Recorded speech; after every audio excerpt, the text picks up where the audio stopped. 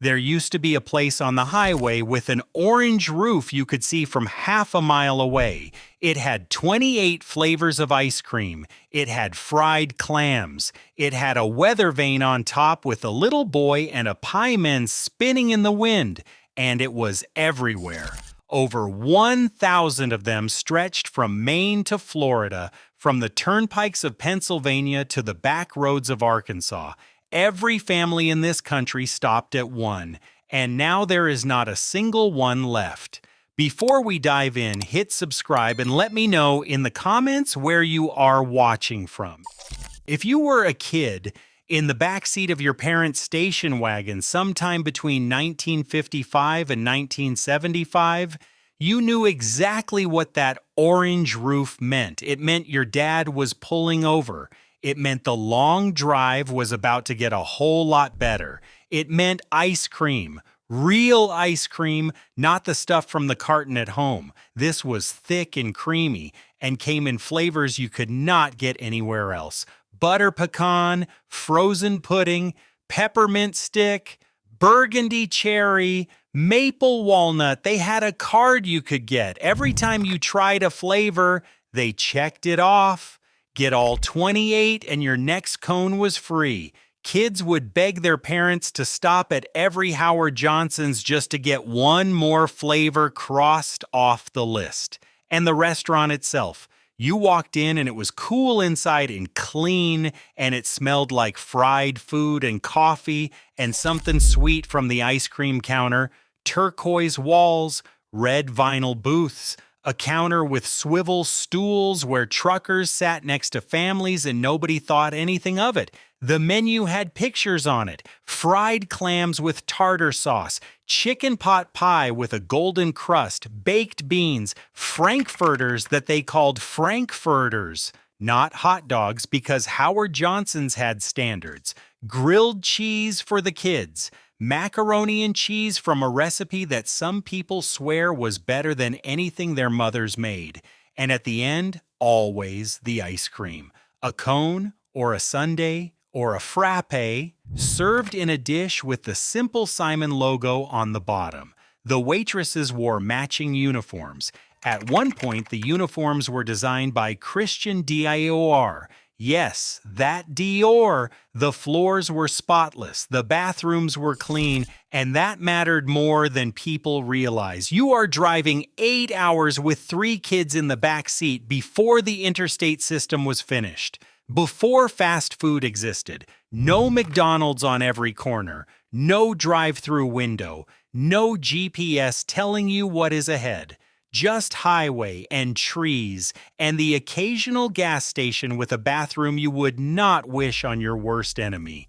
You needed somewhere to stop that you could trust, somewhere you knew the food would taste the same, whether you were in Connecticut or North Carolina, somewhere the kids could sit down at a real table and eat a real meal and have an ice cream and climb back in the car happy and quiet for another 100 miles. That was Howard Johnson's. That was the whole idea.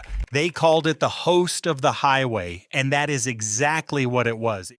If you were a teenager in the 60s or early 70s, Howard Johnson's meant something different. It was where you went on your first date, 2 scoops of ice cream across from a girl you had been thinking about all week. It was where you got your first job, scooping those 28 flavors behind the counter for $1.65 an hour. Millions of American teenagers worked at a Hojo's. They learned how to show up on time. They learned how to deal with a difficult customer. They learned what it meant to earn your own money. Those orange roofs weren't just restaurants. They were part of growing up. The man behind all of it was born in 1897 in a neighborhood of Boston called Dorchester. His name was Howard Deering Johnson. His father manufactured cigars. When Howard was still a teenager, he dropped out of school to roll cigars in his father's shop. Learned to sell, became the company's best salesman before he was old enough to vote. Then the war came. Howard shipped out to France with the American Expeditionary Force, saw what he saw, came home, and a few years later his father died, left him the cigar business, also left him $30,000 in debt. In 1921, money, that was a small fortune going the wrong direction. Howard tried to keep the cigar company alive, couldn't. Cigarettes were taking over, and there was nothing he could do about it. He sold the business, paid off what he could, and started looking for something else, anything else. In 1925, he scraped together about $2,000, part of it borrowed from his own mother, and he bought a rundown little drugstore at 89 Beale Street in Wollaston, a neighborhood in Quincy, Massachusetts.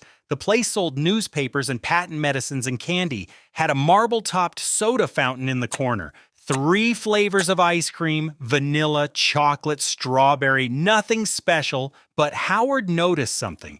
The soda fountain was the busiest part of the store. People came in for medicine and left with ice cream. So he started thinking about ice cream, got his hands on a recipe. Some say it came from a German pushcart vendor. Others say it was his mother's recipe. Nobody knows for sure. What matters is what he did with it. He doubled the butterfat, made it richer, creamier, heavier. One taste and you knew this wasn't ordinary ice cream. He started making it in the basement of the drugstore and selling it upstairs. People lined up. Then he started making more flavors and more until he had 28. Somebody asked him why he stopped at 28. Howard said he figured he'd invented every flavor in the world. The number stuck.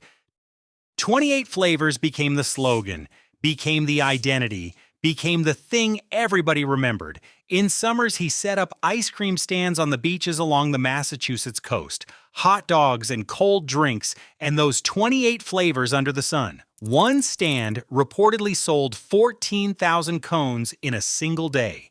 The money was good.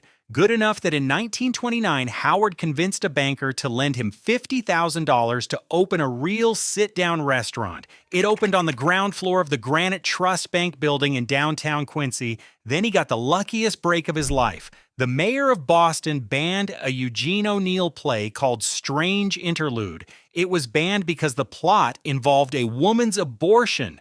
The theater company moved the production to a theater in Quincy right around the corner from Howard Johnson's new restaurant. The play ran over 5 hours with a full dinner break in the middle. Hundreds of wealthy Bostonians poured into Quincy and straight into Howard Johnson's restaurant.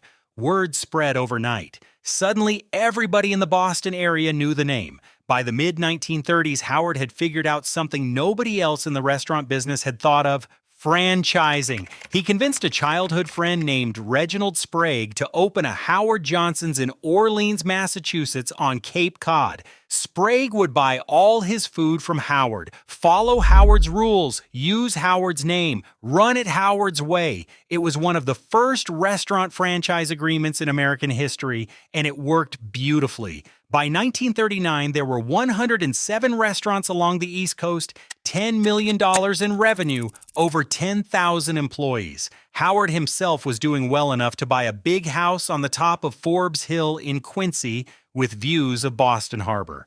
He drove a black Cadillac. He married 4 times. Workaholic does not begin to describe it. He would show up at restaurants unannounced, taste the ice cream, check the bathrooms, and fire a manager on the spot if the floor was dirty.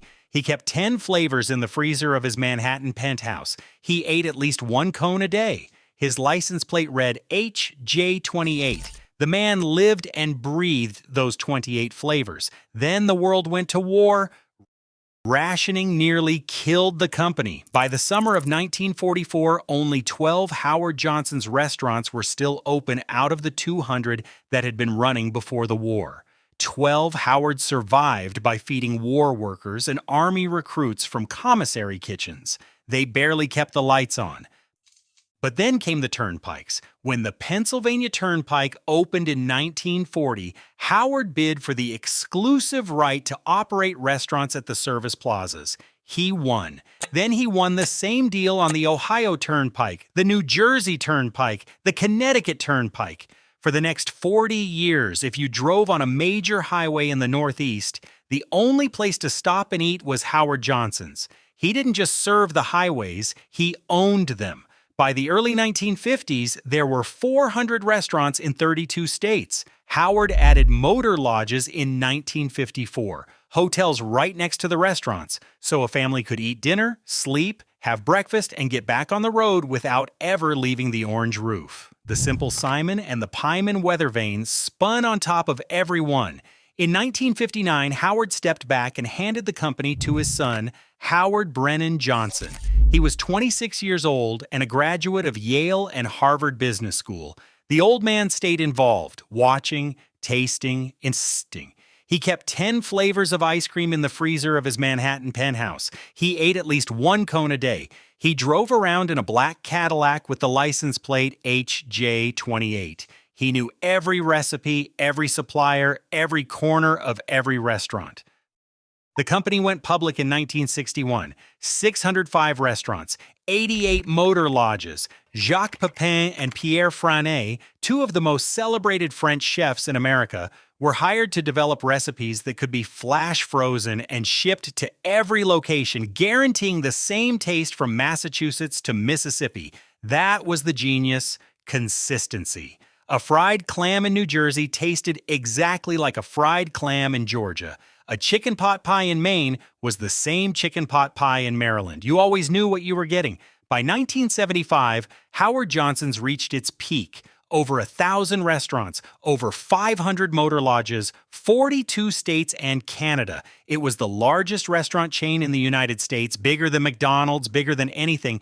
The old man did not live to see the peak.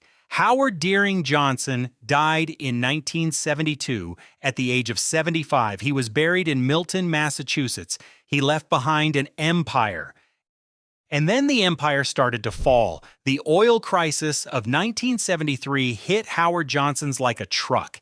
85% of the company's revenue came from travelers. When gas prices doubled and Americans stopped driving, the restaurants emptied. The Turnpike monopolies that had kept money flowing for 40 years started expiring in 1979 and 1980. The guaranteed customers disappeared. Meanwhile, McDonald's was selling burgers for 15 cents. Howard Johnson's charged 35 cents. McDonald's had drive-thrus. Howard Johnson's had sit-down dining that took 45 minutes. The world was speeding up, and Howard Johnson's was standing still. The son tried. He really did. He opened new restaurant concepts, bought Burger King franchises, and took the company public. He grew revenue from $200 million to $650 million, but it was not enough. By the end of the 1970s, he knew it was over. In September 1979, Howard Brennan Johnson sold his father's company to a British conglomerate called Imperial Group for $630 million. Every restaurant, every motor lodge, every recipe, everything the old man built from a drugstore soda fountain in Quincy, sold to a tobacco company in London. Imperial had no idea what to do with it. Earnings dropped every year. 5 years later, they sold the whole thing to Marriott for $314 million, half what they paid. Marriott did not want the restaurants, they wanted the real estate. Prime highway locations they could convert to Big Boy or Roy Rogers. Within months, Marriott was demolishing Howard Johnson's restaurants or boarding them up. The orange roofs came down, the Simple Simon weather vanes disappeared, the franchise owners panicked and formed their own group to try to save what was left. But they did not have the money to renovate. They did not have the money to advertise. They had nothing except the name and the memories. By 2000, only 8 restaurants were left, then 3, Lake George, New York, Lake Placid, New York, Bangor, Maine, then Lake Placid closed in 2015. Bangor closed in 2016. One restaurant remained in Lake George, New York, a summer tourist town near the Adirondack Mountains. The orange roof was still there, the red booths inside, the turquoise walls. A sign out front said "Last One Standing," with "last" as the last word you wanted to ignore. But the ice cream was not the same. The menu was not the same. The reviews were terrible. In 2017, the owner was arrested for sexually harassing 15 female employees, some as young as 14. He went to jail. New management took over and kept it open a few more years. In March of 2022, the last Howard Johnson's restaurant in America closed for good. Cobwebs hung on the door. A banner advertised the building for lease, with a listing price of $10 a month. In August 2023, the building was sold. It is a sushi restaurant now. The hotel brand still exists. Wyndham owns it. There are about 300 locations worldwide. They are budget hotels with no connection to the restaurants. No orange roof, no 28 flavors, no fried clams, no simple Simon on the weather vane. Just a name on a sign that means less and less every year. Howard Deering Johnson started with a drugstore and a mother's loan. He built the largest restaurant chain in America, fed a nation on the move, and gave families on the highways a place to stop, sit down, and feel at home. There were over 1,000 orange roofs from coast to coast, and now there is not one left. If you ever sat on a swivel stool at that counter and tried to pick between butter pecan and peppermint stick while your parents argued over the map, if you ever pressed your face against the glass of the ice cream case and counted the flavors one by one, if you ever walked out of a motor lodge at 6 in the morning and the parking lot was wet and the air smelled like highway and the orange roof caught the first light of the sun, if you ever fell asleep in the back seat with the taste of a hot fudge sundae still on your lips and the sound of tires humming underneath you, you remember, and it hurts a little. Because 1,000 orange roofs stood along the highways of this country, and now every single one of them is gone.